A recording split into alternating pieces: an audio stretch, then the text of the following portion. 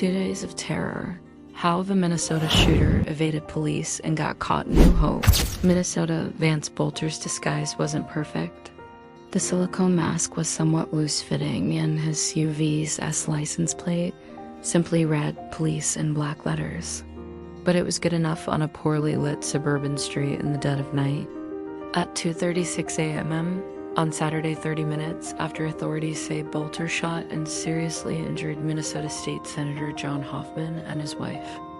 He paused behind the wheel of the SUV near the home of another senator and Rest in the city of New Hope.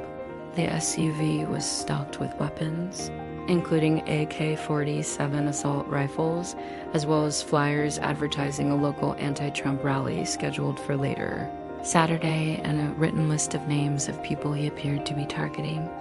Senator Rest, prosecutors would later say, was among those Boelter set out to kill on June 14th. As Boelter sat in the SUV down the street from Rest's home, another police car, this one an actual police car, approached. A female officer from the New Hope Police Department, after hearing about the Hoffman shootings, had come out to check on Rest, seeing the SUV, complete with flashing lights and police-style decals. She believed the man inside was a fellow officer.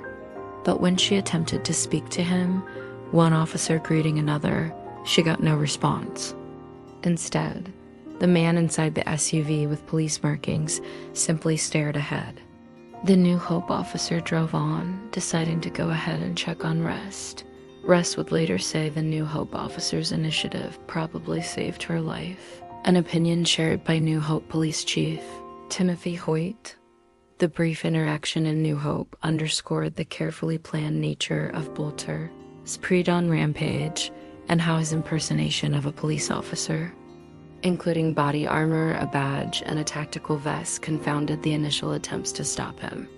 After the encounter with the New Hope officer, Boelter, 57, drove away from the scene, moving on to his next target. Police would pursue him for another 43 hours. In the process, they would draw in a phalanx of state and federal agencies, in what ranks as the largest manhunt in Minnesota history, and added to the sense of disorientation in a nation already grappling with protests over immigration. The forcible removal of a U.S. senator from a press conference and a rare military parade in Washington. Federal prosecutors say they may seek the death penalty for Boelter, who has been charged with murdering 2 people and trying to kill 2 others, in what Governor Tim Walz has called a politically motivated attack. Prosecutors said they are still investigating the motive and whether any others were involved. Boelter has yet to enter a plea. Manny Atwell, a public defender representing Boelter, said he was reviewing the case and declined to comment. This reconstruction of the manhunt is based on court documents, statements by law enforcement officials, and interviews with a Boelter friend, local police officers, lawmakers, and residents of the impacted neighborhoods. While the events unfolded like something out of a TV crime drama, there were parallels with past shooting sprees. Criminal justice experts said. James Fitzgerald, a former FBI criminal profiler, said he would not be surprised if Boelter studied a mass shooting in Canada in 2020, when a gunman posing as a police officer killed 22 people in the province of Nova Scotia. These guys always do research beforehand. They wanted to see how other killers were successful, how they got caught, said Fitzgerald, who helped the FBI capture the Unabomber Ted Kaczynski in 1996. And, of course, a way you're going to buy yourself some time is to pose as a police officer. Hoffman shooting. The violence began at the Hoffman's brick split-level home in Champlin, a leafy, middle-class suburb of Minneapolis. With his emergency lights flashing, Boelter pulled into the driveway just after 2 airmen knocked on the door. "This is the police." "Open the door," Boelter shouted repeatedly, according to an FBI affidavit. Senator Hoffman and his wife, Yvette, soon determined Boelter was not a real police officer. Boelter shot Senator Hoffman 9 times and then fired on Yvette, who shielded her daughter from being hit. As Boelter fled the scene, the daughter called 911. The Hoffmans were on a target list of more than 45 federal and state elected officials in Minnesota. All Democrats. Acting U.S. Attorney Joseph H. Thompson told a briefing on Monday. Boelter voted for President Donald Trump, was a Christian, and did not like abortion, according to his part-time roommate, David Carlson.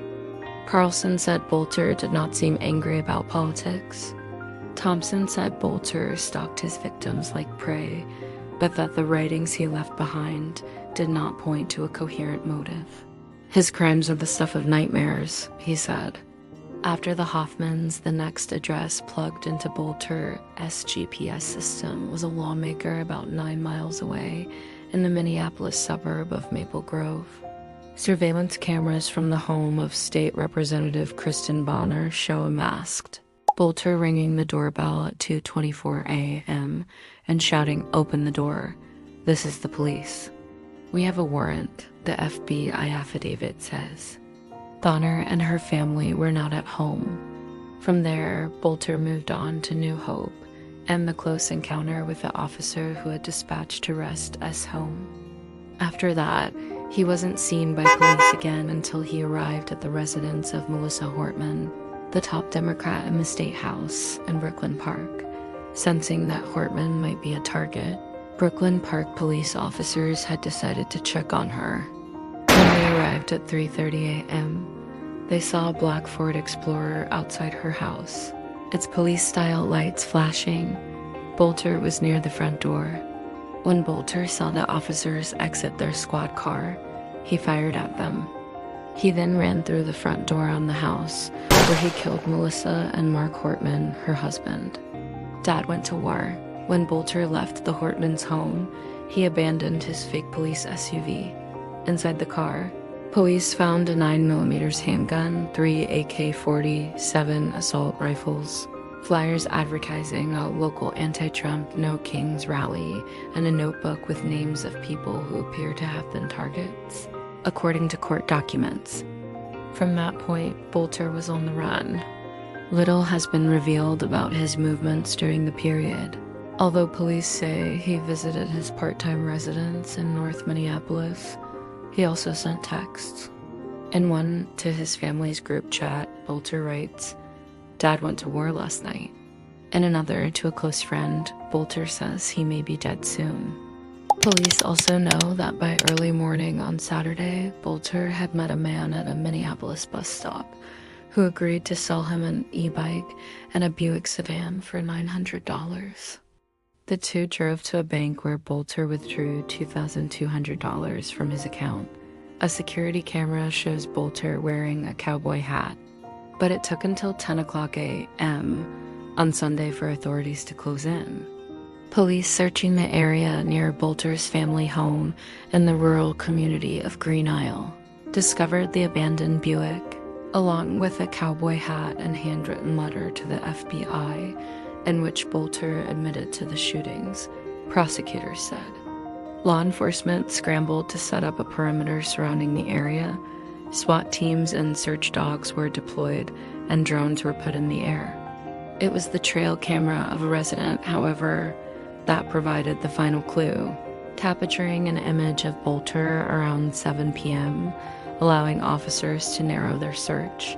2 hours later, the pursuit ended with Boelter crawling to police. He was armed but surrendered without a fight. Reporting by Nathan Lane and Tom Polancic in Minneapolis and Joseph Axe in New York. Editing by Paul Tomasz and Nick Zeminski.